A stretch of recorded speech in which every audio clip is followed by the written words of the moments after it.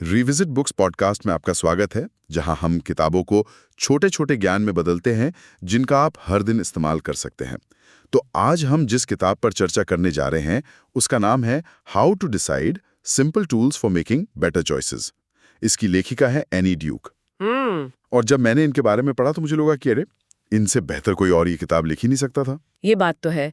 Any Duke का जो background है वही उन्हें इस विषय पर बात करने के लिए सबसे काबिल बनाता है। वो एक प्रोफेशनल पोकर चैंपियन रह चुकी हैं। हाँ, और हम यहाँ कोई छोटे मोटे गेम की बात नहीं कर रहे हैं। बिल्कुल नहीं। उन्होंने वर्ल्ड सीरीज ऑफ पोकर जैसे बड़े टूर्नामेंट्स जीते हैं और मतलब लाखों डॉलर कमाए हैं। और पोकर एक ऐसा खेल है जहां हर पल आपको अधूरी जानकारी और अनिश्चितता के बीच बड़े फैसले लेने पड़ते हैं। सही बात है। आपका एक गलत फैसला आपको गेम से बाहर कर सकता है। हाँ, और यही बात इसे और दिलचस्प बनाती है।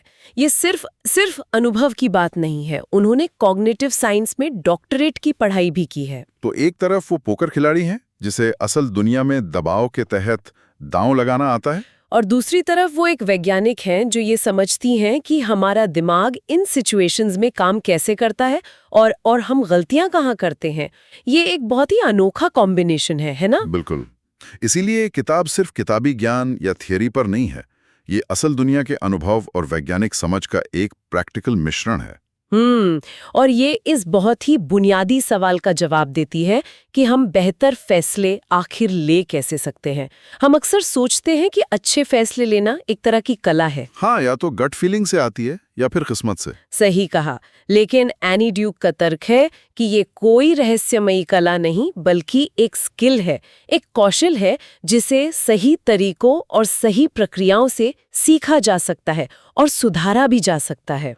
और मुझे लगता है ये बहुत ज़रूरी है, क्योंकि हमें ज़िंदगी में हर चीज़ सिखाई जाती है, मैथ, साइंस, इतिहास, लेकिन फैसले कैसे लेने हैं ये कोई नहीं सिखाता। कोई नहीं सिखाता। जबकि हम दिन में सैकड़ों फैसले लेते हैं, छोटे, बड़े, पर्सनल और प्रोफेशनल। यही हमारी ज़िंदगी की क्वालिटी तय करते हैं, फिर भी हम इसे बस अंदाजे से करते रहते हैं। सही बात है। स्कूलों में क्रिटिकल थिंकिंग की बात तो होती है, पर फैसला लेने की जो प्रक्रिया है उसका कोई सीधा कोर्स नहीं होता। तो ये किताब उसी कमी को पूरा करती है अच्छा? और हमें एक प्रैक्टिकल फ्रेमवर्क देती है। मतलब कुछ ऐसे मानसिक मॉडल्स देती है जिनका इस्तेमाल हम अपनी रोजमर्रा की जिंदगी में कर सकते हैं। जब मैं इसके बारे में पढ़ रहा था तो मुझे पहले लगा कि ये शायद सिर्फ बड़े सीईओज या मैनेजरों के लिए होगी, लेकिन जैसे जैसे मैं इसे समझता गया मुझे लगा कि ये तो मेरे जैसे लोगों के लिए भी है, जो रेस्टोरेंट में मेनू देखकर ही घबरा जाते हैं कि यार क्या ऑर्डर करें। हाँ, ये हर उस इंसान के लिए जो कभी ना कभी अपने फैसलों को लेकर उलझन में फंस जाता है। लेकिन हाँ, कुछ खास लोगों के लिए ये बहुत काम की साबित हो सकती है।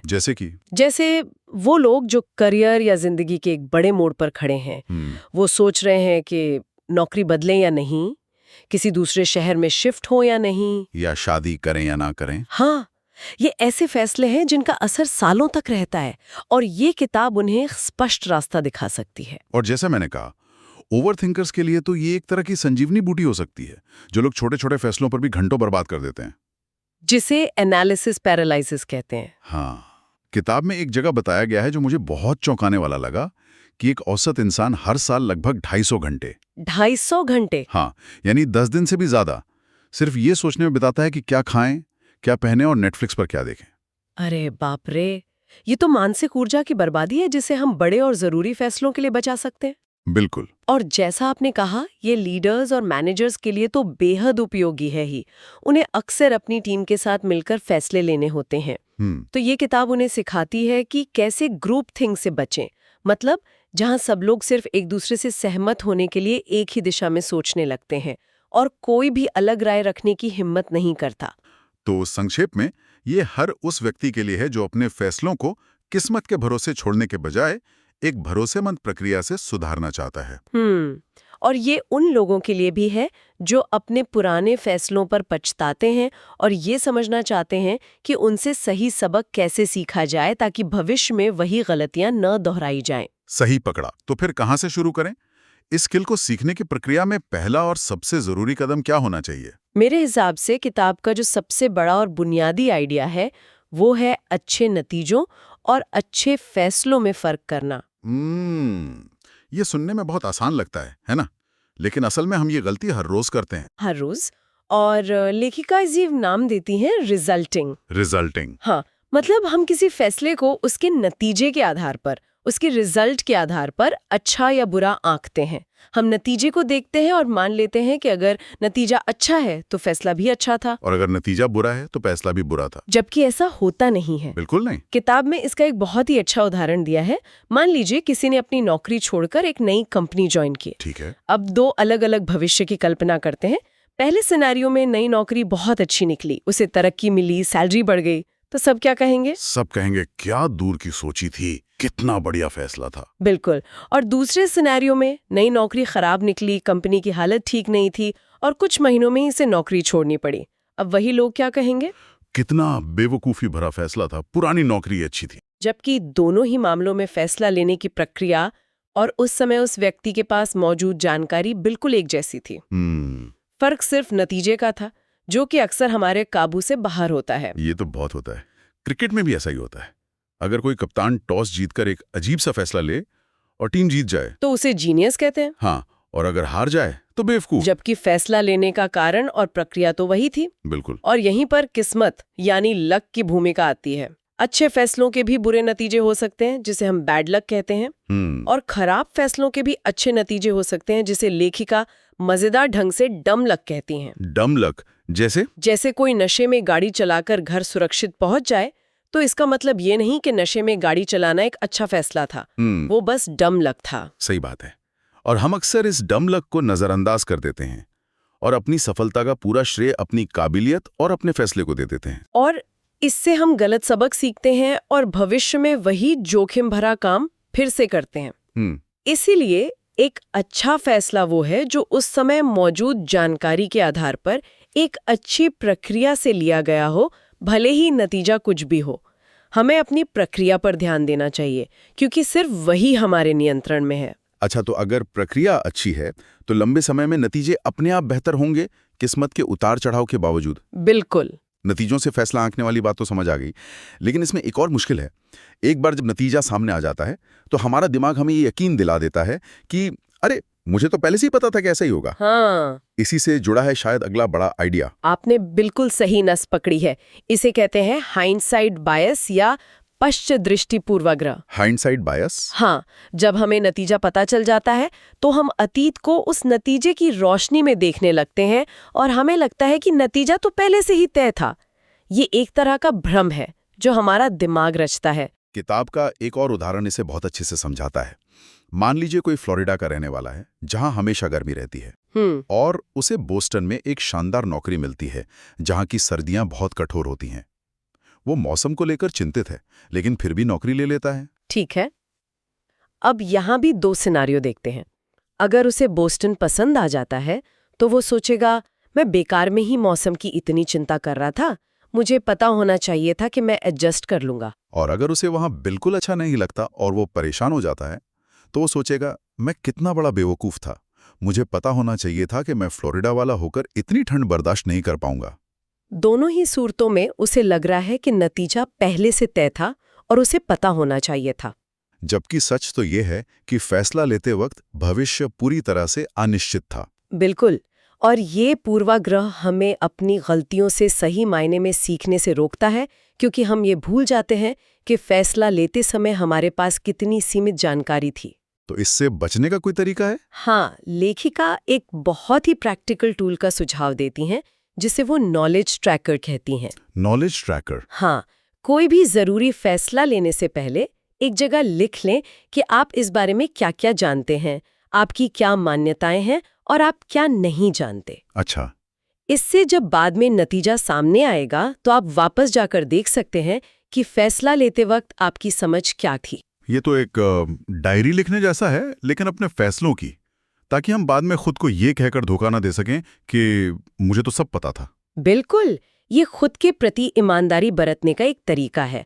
और इसी मुझे सब पता था वाले भ्रम से बचने का एक और तरीका है। क्या? कि हम सिर्फ अपनी कहानी पर, अपनी अंदरूनी नजर यानी इनसाइड व्यू पर भरोसा न करें। मतलब अपनी गट फीलिंग और अपने व्यक्तिगत अनुभव के अलावा बाहर की दुनिया में भी झांक कर देखें कि आम तौर पर ऐसी स्थितियों में दूसरों के साथ क्या होता है। एकदम सही। लेखिका कहती हैं कि हमारे पास हर स्थिति को देखने के दो नजरिए होते हैं। पहला है अंदरूनी नजर, जो हमारा अपना व्यक्तिगत अनुभव, हमारी भावनाएं और हमारी मान्यताएं हैं। और ये बहुत पक्षपाती हो सकता है। बहुत ज्यादा, क्योंकि हम सब अपनी कहानी के हीरो होते हैं ना। हमें लगता है कि हमारी स्थिति सबसे अलग और खास है। हाँ, ये तो है।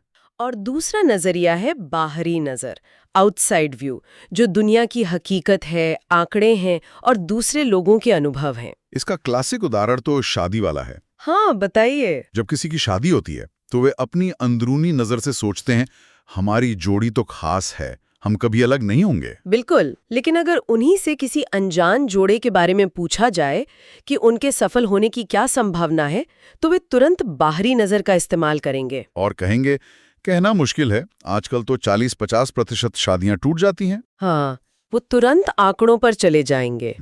एक बेहतर फैसला लेने के लिए हमें इन दोनों नजरों को मिलाना जरूरी है। जैसे अगर कोई नया रेस्टोरेंट खोल रहा है तो उससे सिर्फ अपने पैशन और अपनी दादी की सीक्रेट रेसिपी पे भरोसा नहीं करना चाहिए। नहीं। उसे बाहरी नजर का इस्तेमाल करके ये भी देखना चाहिए कि उस इलाके में पहले साल में कितने प्रतिशत नए रेस्टोरेंट बंद हो जाते हैं।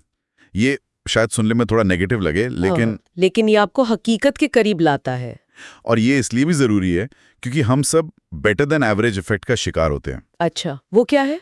एक सर्वे में 90% ड्राइवरों को लगता है कि वे औसत से बेहतर ड्राइवर हैं, जो गणितीय रूप से असंभव है। हाँ, सही है। हम सब खुद को औसत से बेहतर मानते हैं, तो ये बाहरी नजर हमें इस तरह के पूर्वाग्रहों से बचाती है और ज्यादा सटीक अनुमान लगाने में मदद करती है। ठीक है, तो हमने नतीजों के असर से बचना सीख लिया, अपने हाइंडसाइड बायस को समझ लिया और बाहरी नजरिया भी अपना लिया। लेकिन जब कोई बड़ा फैसला लेना हो तो एक डर तो हमेशा रहता है कि कहीं कुछ गलत ना हो जाए। हम हमेशा सफलता की योजना बनाते हैं, पर असफलता के डर से कैसे निपटें? ये बहुत अच्छा सवाल है और इसका जवाब किताब की चौथी मुख्य बात में छिपा है, जो सुनने में थोड़ी अजीब लग सकती है। क्या है वो? नकारात्मक सोच की शक्ति का लाभ उठाएं। नकारात्मक सोच? हमें तो हमेशा पॉजिटिव सोचने के लिए कहा जाता है। हाँ, लेकिन यहाँ नकारात्मक सोच का मतलब निराशावादी होना या हार मान लेना नहीं है। इसका मतलब है तैयारी करना। लेखिका एक बहुत ही शक्तिशाली तकनीक बताती हैं जिसे प्रीमॉर्टम कहते हैं। प्रीमॉर्टम? पोस्टमॉर्टम तो सुना है, जो किसी घटना के बाद होता है। ये प्रीमॉर्टम क्या है? ये ठीक उसका उल्टा है। कोई भी बड़ा प्रोजेक्ट शुरू करने या फैसला लेने से पहले अपनी टीम के साथ बैठें और ये कल्पना करें कि आप भविष्य में 1 साल आगे चले गए हैं और ये प्रोजेक्ट या फैसला बुरी तरह फेल हो चुका है। अब पीछे मुड़कर सोचें और कहानी लिखें कि ये फेल क्यों हुआ, इसके क्या-क्या संभावित कारण हो सकते थे। अरे भाई, ये तो कमाल का आइडिया है। मतलब आप पॉजिटिव सोचने की जगह जानबूझकर असफलता की कल्पना कर रहे हैं। हाँ, ताकि आप उसके लिए पहले से तैयार रह सकें। ये तो एक तरह का रक्षा कवच बनाने जैसा है। बिल्कुल। जब हम सिर्फ सफलता की योजना बनाते हैं तो हम अक्सर संभावित बाधाओं को नजरअंदाज कर देते हैं, क्योंकि हम अपने आइडिया से प्यार करने लगते हैं। सही बात है। लेकिन जब हम असफलता की कल्पना करते हैं तो हमारा दिमाग उन सभी संभावित समस्याओं को पहचानने लगता है जिन्हें हम पहले नहीं देख पा रहे थे। जैसे टीम में कम्युनिकेशन की कमी हो सकती है, या बजट खत्म हो सकता है, या बाजार की जरूरतें बदल सकती हैं। एकदम सही। और जब हम ये सब पहले ही सोच लेते हैं तो हम उनसे निपटने के लिए पहले से योजना बना सकते हैं। तो ये पॉजिटिव सोच को नकार नहीं रहा, बल्कि उसे हकीकत की जमीन पर और मजबूत बना रहा है। हाँ, और इसका एक और बड़ा फायदा है। ये टीम के सदस्यों को बिना किसी डर के अपनी चिंताएं व्यक्त करने का मौका देता है। अगर आप सीधे पूछें कि इस प्रोजेक्ट में क्या गलत हो सकता है, तो लोग खासकर अपने बॉस के सामने बोलने से हिचकिचा सकते हैं। लेकिन अगर आप कहते हैं, मान लो ये फेल हो गया है, अब बताओ क्यों हुआ, तो लोगों के लिए अपनी राय देना मनोवैज्ञानिक रूप से ज्यादा आसान हो जाता है। ये तो बहुत ही असरदार तरीका है। ये सारे टूल्स बड़े फैसलों के लिए तो बहुत अच्छे हैं, लेकिन जैसा हमने शुरू में बात की थी, हमारी ज्यादातर मानसिक ऊर्जा तो उन छोटे छोटे फैसलों में चली जाती है। हाँ, जो शायद उतने मायने भी नहीं रखते। बिल्कुल सही कहा। और यहीं पर किताब की 5वीं और आखिरी मुख्य बात आती है। छोटे फैसलों पर समय और ऊर्जा बर्बाद करना बंद करें। हमें अपनी फैसला लेने की क्षमता को एक सीमित संसाधन की तरह देखना चाहिए, जैसे पेट्रोल की टंकी। उसे उन चीजों पर खर्च नहीं करना चाहिए जो जरूरी नहीं है। बिल्कुल। तो फिर ये कैसे तय करें कि कौन सा फैसला छोटा है और कौन सा बड़ा? इसके लिए किताब में कुछ बहुत आसान टेस्ट दिए गए हैं। पहला है हैप्पीनेस टेस्ट। Happiness test. हाँ, कोई भी फैसला लेने से पहले खुद से बस एक सवाल पूछें, क्या इस फैसले का नतीजा 1 हफ्ते, 1 महीने या 1 साल बाद मेरी खुशी पर कोई खास असर डालेगा? जैसे आज रात खाने में क्या बनाना है या कौन सी टी-शर्ट पहननी है। हाँ, अगर इन सवालों का जवाब नहीं है तो उस पर ज्यादा समय बर्बाद ना करें, बस कोई भी एक विकल्प चुनें और आगे बढ़ें। अच्छा। दूसरा टेस्ट भी बहुत दिलचस्प है, खासकर तब जब आप 2 बहुत अच्छे विकल्पों के बीच फंसे हों। इसे ओनली ऑप्शन टेस्ट कहते हैं। Only option test. हाँ, मान लीजिए आप तय नहीं कर पा रहे कि इस बार छुट्टियों में पेरिस घूमने जाएं या रोम। दोनों ही शानदार जगह हैं। इस स्थिति में पहले खुद से पूछें, अगर पेरिस ही दुनिया में एकमात्र विकल्प होता तो क्या मैं वहां जाकर खुश होता? हाँ, होता। फिर पूछे, अगर रोम ही एकमात्र विकल्प होता तो क्या मैं खुश होता? हाँ, उसमें भी खुश होता। अगर दोनों का जवाब हाँ है तो इसका मतलब है कि ये एक बेहतरीन स्थिति है। आप असल में हार ही नहीं सकते। सही बात है। लेखिका कहती है कि ऐसी स्थिति में आप सिक्का उछालकर भी फैसला कर सकते हैं, क्योंकि दोनों ही सूरतों में आप खुश रहेंगे। इस पर घंटों सोचकर अपनी मानसिक ऊर्जा बर्बाद करने का कोई मतलब नहीं है। ये तो कमाल है। मैं हमेशा 2 अच्छी छुट्टियों की जगहों या 2 अच्छी फिल्मों के बीच में घंटों बर्बाद करता हूँ। आपसे सिक्का उछालूंगा, क्योंकि असल में तो दोनों में मजा आएगा। बिल्कुल। ये तरीके हमें अपने सबसे कीमती चीज, हमारा ध्यान और हमारी मानसिक ऊर्जा, उन फैसलों के लिए बचाने में मदद करते हैं जो वाकई में हमारी जिंदगी पर बड़ा असर डालते हैं। तो इस पूरी चर्चा का सार यही है कि फैसला लेना कोई रहस्यमय कला नहीं है जिसे सिर्फ कुछ ही लोग जानते हैं। ये एक विज्ञान है, एक स्किल है जिसे सीखा और सुधारा जा सकता है। ये गट फीलिंग से आगे जाने और अपनी सोच के बारे में सोचने की प्रक्रिया है। बिल्कुल। मुझे लगता है सबसे बड़ा सबक ये है कि हमें नतीजों के पीछे भागने की बजाय अपने फैसला लेने की प्रक्रिया को बेहतर बनाने पर ध्यान देना चाहिए। हाँ, प्रोसेस पर। क्योंकि प्रक्रिया ही हमारे नियंत्रण में है, नतीजा नहीं। अगर हमारी प्रक्रिया मजबूत है तो लंबे समय में अच्छे नतीजे आने की संभावना अपने आप बढ़ जाती है। और अच्छी बात यह है कि शुरुआत करने के लिए सब कुछ एक साथ करने की जरूरत नहीं है। कोई भी एक टूल चुन सकते हैं जो आपको सबसे ज्यादा पसंद आया हो। अगली बार जब आप किसी छोटे से फैसले में उलझें तो हैप्पीनेस टेस्ट आजमाएं, या किसी जरूरी काम से पहले अपनी टीम के साथ या अकेले ही 10 मिनट का प्री मॉर्टम करें। ये छोटे छोटे बदलाव चक्रवृद्धि ब्याज यानी कंपाउंडिंग इंटरेस्ट की तरह काम करेंगे, है ना? बिल्कुल। समय के साथ ये आपकी निर्णय लेने की क्षमता में बहुत बड़ा और सकारात्मक बदलाव लाएंगे। फैसला लेना सिर्फ सही जवाब खोजने के बारे में नहीं है, बल्कि ये खुद से सही सवाल पूछने के बारे में है, और ये किताब हमें वही सवाल पूछना सिखाती है। बिल्कुल। और शायद एक आखिरी विचार जिस पर हमारे श्रोता सोच सकते हैं, हम अक्सर मानते हैं कि हमें अपने फैसलों पर टिके रहना चाहिए, कि फैसला बदलना कमजोरी की निशानी है। हाँ, ये माना जाता है। लेकिन दुनिया लगातार बदल रही है, हमें हर रोज नई जानकारी मिल रही है। तो एक अच्छा फैसला लेने वाला कौन है? वो जो अपने पुराने फैसले पर सिर्फ इसलिए अड़ा रहता है क्योंकि उसने वो फैसला लिया था, या वो जो नई जानकारी के आधार पर अपना मन बदलने और अपने कोर्स को सही करने के लिए तैयार रहता है? ये था आज का विश्लेषण। हालांकि ये 400 पुस्तक के पूरे पाठ का स्थान नहीं ले सकती, लेकिन ये इसकी शिक्षाओं की एक झलक जरूर दे सकती है। मुझे आशा है कि आपको ये चर्चा उपयोगी लगी होगी, और मैं आगे भी आपके साथ साझा करने के लिए उत्सुक हूं। मुझे बताएं कि आप अगली बार किस पुस्तक पर चर्चा सुनना चाहते हैं।